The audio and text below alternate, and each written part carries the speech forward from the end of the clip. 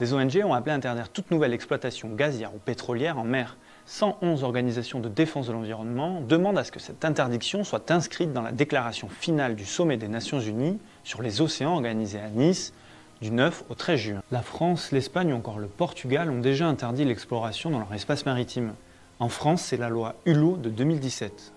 Elle a immédiatement interdit tout nouveau permis de recherche d'hydrocarbures et leur reconduite après 2040. En février, sur France Info, le ministre des Outre-mer, Manuel Valls, a pourtant dit vouloir revenir sur cette loi, notamment en Guyane. Le président Lula, qui est d'extrême droite et qui veut protéger la forêt amazonienne et dont on connaît les combats, va donner sans aucun doute une autorisation également juste à côté de la frontière française, au nord-est du Brésil. Et nous, on s'est interdit cela. Les élus sur place, de droite et de gauche, le demandent. Je demande qu'on ouvre le débat. Là-bas, en mars, un député local a organisé un séminaire avec des intervenants venus du Brésil pour parler des ressources du territoire, dont notamment le pétrole.